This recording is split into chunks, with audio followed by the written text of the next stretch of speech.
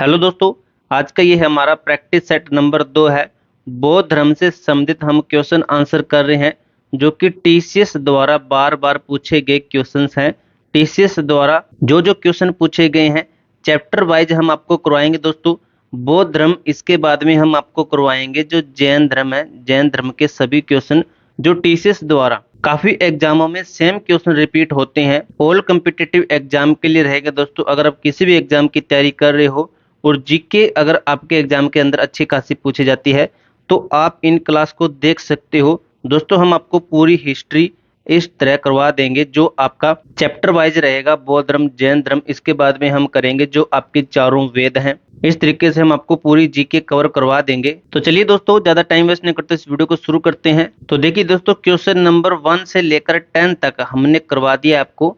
इससे जो first practice set था उसके अंदर हमने आपको ये कवर करवा दिया है।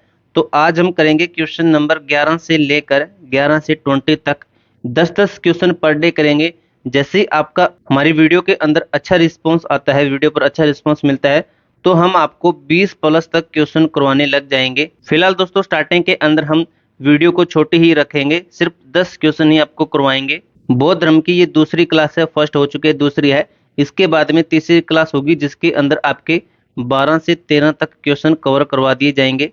फिलहाल बात करते हैं दोस्तों क्वेश्चन नंबर 11 के ऊपर। इसके अंदर लिखा गया है कि गौतम बुद्ध का जन्म कहाँ हुआ था। ऑप्शन हम आपके हैं ए, बी, सी और डी। इसके अंदर बनेगा दोस्तों आपका आंसर, गौतम बुद्ध का जन्म हुआ था लुम्बिनी के अंदर, कपिल वस्तु के लुम्बिनी के अंदर इनका जन्म होता है 563 ईस्वी पूर्व में, ईसा पूर्व में इनका जन्म होता है।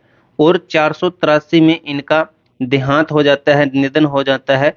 लगभग 80 वर्ष की आयु के बाद, 80 वर्ष तक ये जीव रहते हैं और 80 वर्ष के बाद इनका देहांत हो जाता है। और दोस्तों इनके पिता का नाम था शुद्धोधन। शुद्धो शुद्धोधन, धन धन और माया से संबंधित है इनके माता पिता का नाम शुद्धोधन धन। और इनकी माता का नाम था महामाया।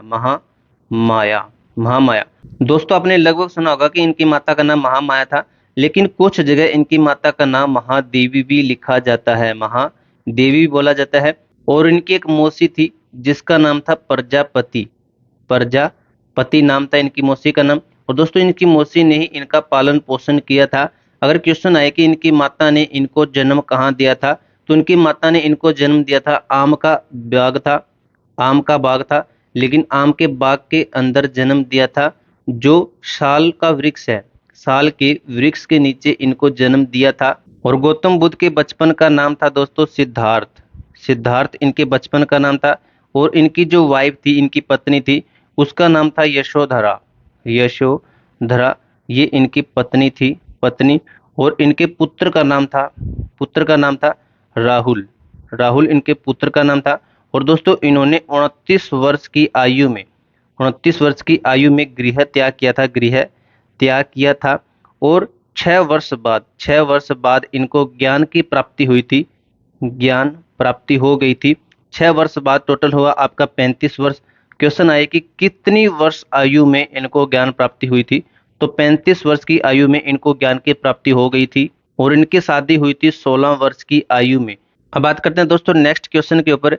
इसी तरीके से दोस्तों आपको मैं एक्स्ट्रा फैक्ट बताऊंगा। एक्स्ट्रा फैक्ट आपको वही बताऊंगा जो इंपॉर्टेंट होंगे, जो आपके एग्जाम में नहीं पूछे गए हैं तो उनके बारे में हम बात नहीं करेंगे, लेकिन जो इंपॉर्टेंट होगा आपकी नॉलेज के लिए होगा तो वो भी आपको बताऊंगा। क्वेश्चन नंबर 12 क्या कहता है, उस बौद्ध ग्रंथ का नाम बताइए जिनमें भिक्षुओं के लिए नियमों का उल्लेख है।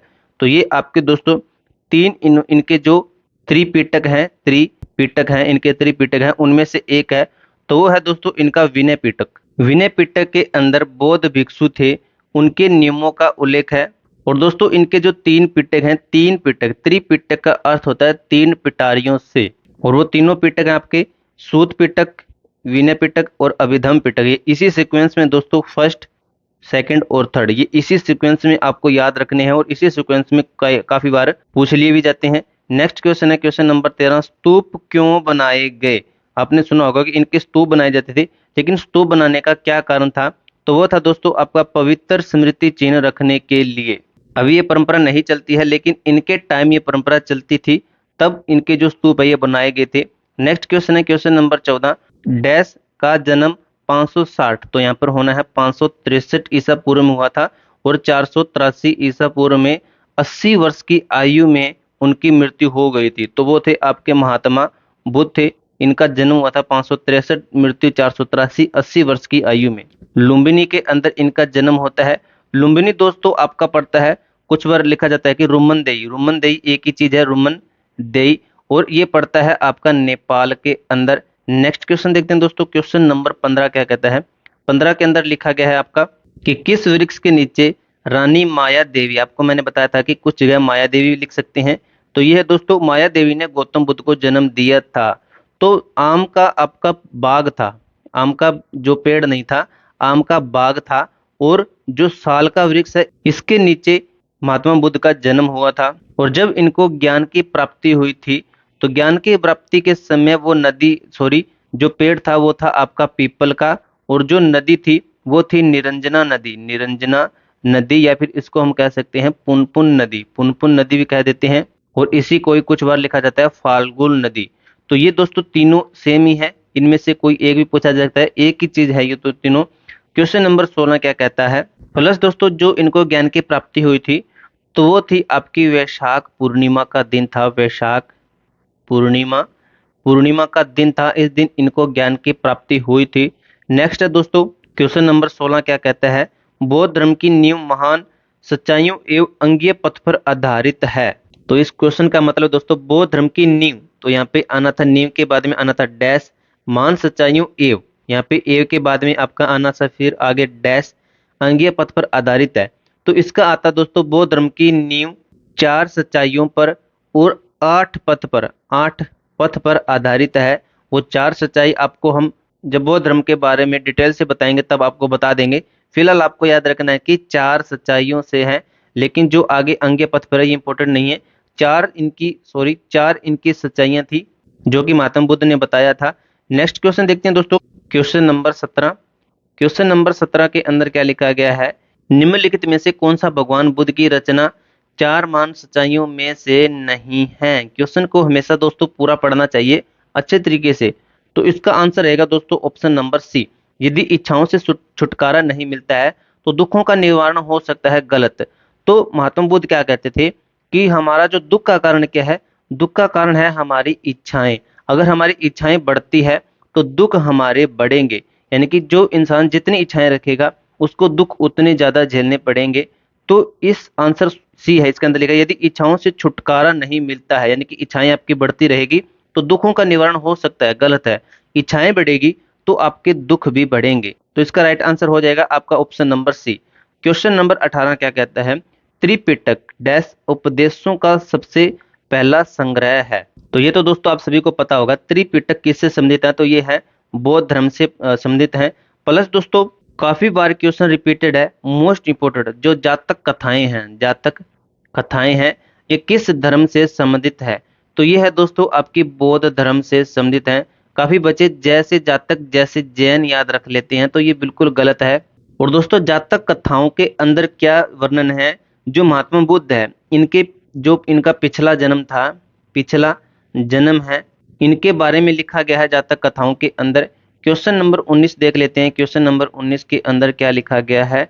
गौतम बुद्ध ने अपना प्रथम प्रवचन कहाँ दिया था। दोस्तों काफी बार प्रवचन लिखा जाता है, काफी बार लिखा रहता है उपदेश कहाँ दिया था। तो उपदेश और प्रवचन एक ही चीज है, इसके अंदर आपको कंफ्यूज नहीं होना है।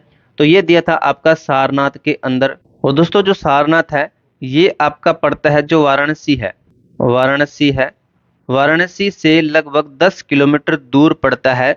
तो आप कह सकते हो कि वाराणसी के अंदर है। और दोस्तों ये भी क्वेश्चन पूछा जाता है कि जब अपना प्रथम उपदेश इन्होंने दिया था तो उसे क्या कहते हैं। तो उसे कहते हैं दोस्तों धर्म चक्र, धर्म चक्र प्रवर्तन, धर्म चक्र प्रवर्तन इसको कहते हैं। क्वेश्चन नंबर 20 देख लेते हैं, आज का लास्ट क्वेश्चन दोस्तों। इस क्वेश्चन के अंदर लिखा गया है गौतम बुद्ध ने अपना प्रथम उपदेश कहाँ दिया था। तो ये दोस्तों आपको मैंने बता दिया है, अगर आपने क्लास अच्छे तरीके से देखी है तो आपको अच्छे तरीके से समझ में आया होगा। तो इसका दोस्तों आप हमें आंसर कमेंट बॉक्स में दीजिए ताकि हमें भी पता चल सके कि आपको क्लास से कितना समझ में आया। तो इसका आंसर आपको कमेंट बॉक्स में करना है। और दोस्तों अगर आपको हमारी वीडियो से 1% भी जानकारी मिली है, नॉलेज मिली है, तो आप हमारी वीडियो को एक लाइक प्लस में एक कमेंट करना न भूलिएगा। और दोस्तों जो क्वेश्चन की पीडीएफ है, क्वेश्चन आंसर की पीडीएफ है, जैसे 1 से लेकर 10 क्वेश्चन हो गया, फिर आपके 11 से लेकर 20 है, फिर आपका 21 से लेकर जितने भी 32 या 33 क्वेश्चन बनते हैं, तो ये आपको सीक्वेंस में एक पीडीएफ के माध्यम से हमारा जो टेलीग्राम ग्रुप है A2Z फोरम 01, तो इस ग्रुप के अंदर हम आपको भेज देंगे। वहां से आप इस पीडीएफ को डाउनलोड कर सकते हो और इसके अंदर जो हमने आपको एक्स्ट्रा फैक्ट बताए हैं, तो वो आप यहाँ पर ऐसे बॉक्स बनाकर उसके अंदर टाइप कर सकते हो अच्छे तरीके से नोट्स निकलवा कर। तो मिलते हैं दोस्तों नेक्स्ट वीडियो में, तब तक के लिए जय हिंद, जय भारत।